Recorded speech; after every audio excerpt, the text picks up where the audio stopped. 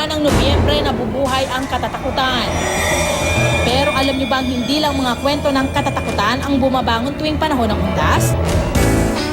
May mga pagkain nagpaparamdam din tuwing ginugunitan natin ang araw ng mga patay. Para matikman ang ganitong mga pagkain, dumayo kami sa bayan ng Naik sa Cavite.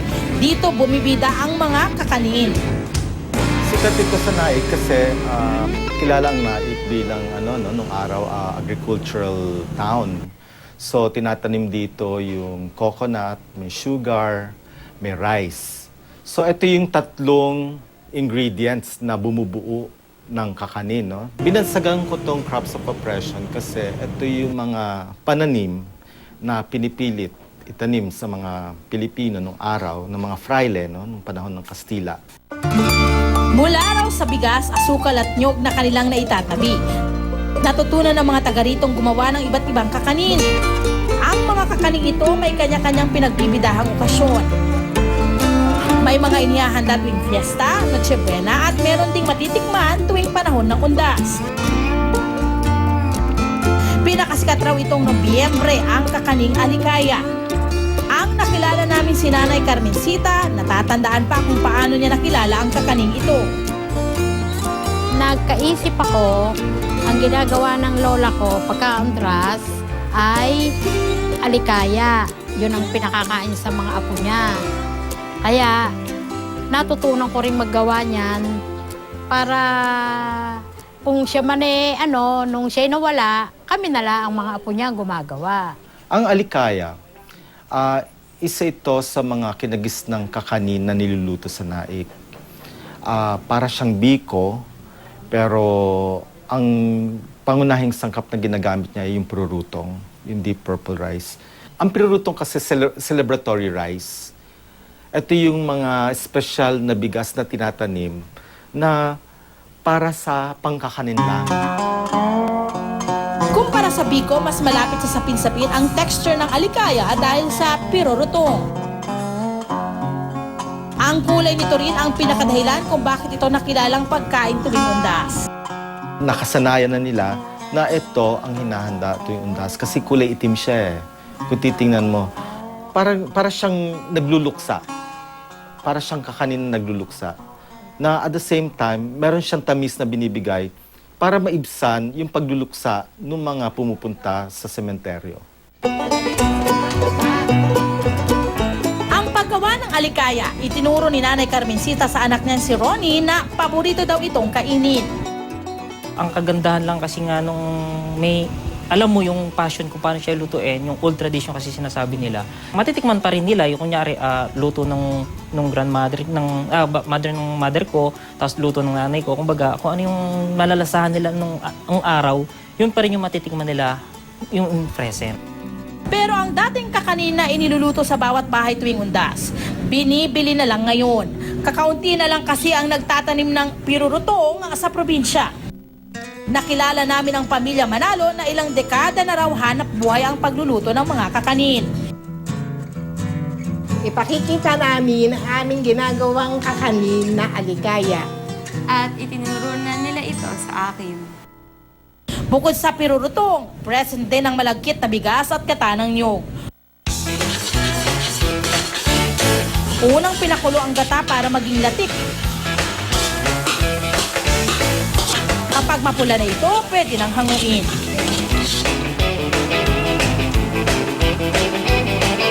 So, ito na po yung latik natin.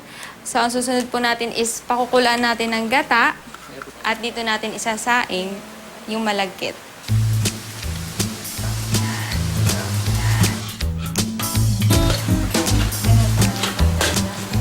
Inilagay ang pirurutong. Hinalo ito ng hinalo hanggang lumagkit ang kakanin. Inabot ng 2 oras ang pagluluto.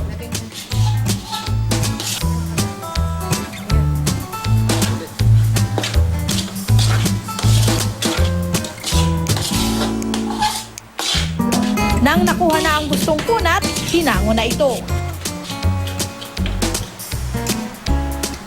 Pagkatapos palamigin, isinalin ito sa dahon ng saging at nilagyan ng latik. Nagkakahalaga ng 125 pesos ang kada paluto nito. Kung ang pagiging itim ng alikaya ang dahilan kung bakit ito kilala sa naig tuwing undas, ang palutang na sikat din sa panahong ito, puti naman ang kulay. May mga folk traditions tayong ano eh. So, yung palutang, palitaw no, sa Maynila. Palitaw siya eh. Sa Cavite, ang tawag namin talaga is palutang. So, yun, may mga nagsabi na kaya daw yung palutang yung siniserve during undas kasi nga busilak, puti, parang kaluluwa, tapos lumulutang. Sinasabi na ang sino mang kumain nito, hangad daw na sumalangit ang kaluluwa ng kanilang mga mahal sa buhay. Halos pareho daw ito sa palitaw ng Maynila. Ang kaibahan lang ay ang pahabang hugis nito. Isang magandang katangian ng palutang ay dapat ito ay makunat. Yung may laban, hindi yung malabsa na parang flat. Dapat pag kinagat mo siya, yung tinatawag ng mga Italians, di ba, yung al dente. Paboritong kakanin din daw ito ni Ronnie dahil mabilis itong lutuin. Kayang gawin, kaya mo rin kainin. Gustong gusto ko. Kasi isa pa nun nandun kasi yung hindi naman ganun ka-sweet, depende sa pagkain. Ito naman ang aming gagawin, palutang. So, ito naman po ang galapong natin na huhulmahin. Inulubog sa mainit na tubig ang mga hinulmang piraso ng galapong.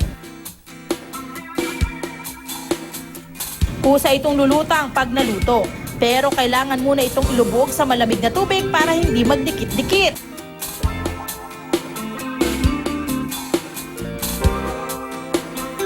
Perfect itong samahan ng pardo o muscovado sugar at nyog. Kung gaano kadaling gawin ang palutang, gano'n naman kahirap ang pagluluto ng isa pang sumang pangundas. Ito ang sumang talampak na maihahambing daw sa suman sa lihiya ng Antipolo. 10 oras itong inilalaga bago makain. Dahilan kung bakit hindi ito madaling mapanis. Isa si Lola Yolanda sa matatandang naaalala pa ang tradisyon sa pagkain nito. Sa paniniwala ko, yun na nakagis na sa mga ninuno. Basta bago mag-primero ng Nobyembre, na undas nga, preparado na yung suman na nailuluto na on the 31st. Pagkatapos, kinaumagahan, yun ang mostly na inaalmusal na talaga. Kahit nilutuin mo siya ng like 2 days before, at hinain mo siya sa yung maghapong nakababad sa sementeryo, hindi siya napapanis. Tradisyon na raw ng mga taga-naik na magdala ng suman talampak sa sementeryo. Ito ang nakasanayan nilang pagsaluhan habang inaalala ang yumaong kaanak. Sigurado rin daw na handa ito kapag may mga balikbayang umuwi para sa undas. Di ba mga Pilipino very emotional? Tapos one of the emotions na one of the things na nakalakip talaga sa emotions natin yung pagkain. Especially yung food of our childhood.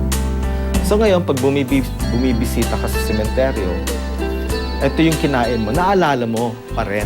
Pero ang sumang ito, tradisyon din daw na ipinamimigay sa mga kapitbahay. Then pagdating ng hapon, hindi nakagaling na sa sementeryo, mayroong mga bata na tawagin nangangaluluwa. Meron kasama yung kanta, kakanta sila. Sila yung parang nagdadasal in your behalf. Na parang nagdadagdag sila ng dasal para dun sa kaluluwa ng mga kamag-anak mo. Tapos ito yung nagbibigay sila ng pagkain, halimbawa in form of kakanin. Dahil matagal lutuin ang suman talampak, kadalasan daw itong ino-order na lang. Sa paggawa nito, kailangan munang ibabad overnight ang magandang klase ng malagkit na tinatawag na sungsong. Binabanlawan ito ng 5 beses at saka hinahaluan ng lihiya o isang uri ng water solution na may abok. Ito ang magbibigay ng berdeng kulay. Apog naman ang tawag sa inihahalong solusyon na nagpapakunat sa suman.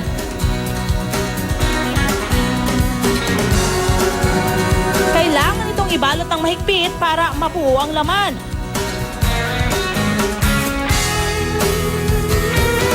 Saka iniluluto ng 10 oras. 25 pesos ang kada balot nito na perfect partner ng niyog at asukal. Ang panahon ng undas hindi lang pang katatakutan dahil taglay rin ito ang mga kwentong hitik sa masarap at mayamang kasaysayan.